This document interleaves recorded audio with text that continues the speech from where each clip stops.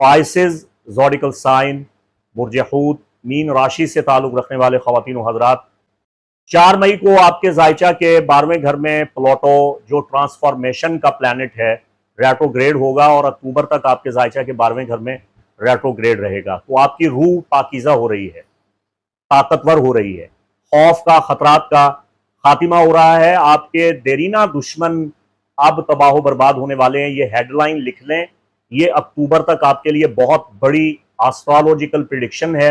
मैं हर महीने ये दोहरा नहीं सकूंगा, आपने ये नोट कर लेना है और इस पे फोकस करना है, थोड़ा ध्यान भी देना है।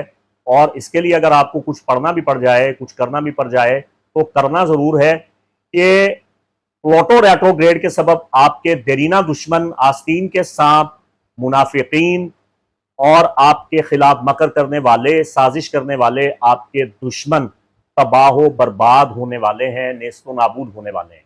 गिरती दीवार को एक धक्का ही काफ़ी है। अगर आप अस्माए इलाहिया, आयात कुरानिया की मदद लेते हैं, तो जिन लोगों ने आपका इस्तेहसाल किया है, आपके साथ जुल्म ज्यादती की है, आपकी हक तलफी की है, आपको नुकसान पहुंचाया है, आप उनसे छुटकारा हासिल कर सकते हैं। जो बिला वजह आपके लिए खौफ और हिरास का सबब बनते हैं, आपको डराते हैं और आपको धमकाते हैं, उनसे भी आप छुटकारा हासिल कर सकते हैं। पुरसकून रहें, नमाज पढ़ें, तिलावत आयात करें और पुरानी आयात बय्यनात का विर्द करना अपना मामूल बना लें, आपको बहुत फ़ायदा होगा। 12वें घर का ताल्लुक जादू टोना से पहुंचने वाले नुकसानात के साथ भी है, नजर बद के साथ भी है।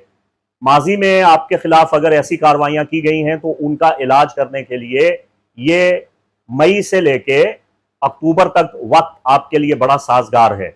अगर आप खुदा ना खास्ता मुसलसल मसाइल में जकड़े हुए हैं, आफतें, परेशानियां, मुसीबतें पै दर पै आप पे हमला आवर होती हैं, आप एक मुश्किल से निकलते हैं और दूसरी में जा पड़ते हैं, मसाइब और मसाइल ख़त्म होने का नाम नहीं ले रहे, तो आपको इनका तदारुक करना चाहिए, इनकी तशखीस करनी चाहिए, आपको ये शनाख्त करनी चाहिए कि ये मसाइल का असल सबब है क्या।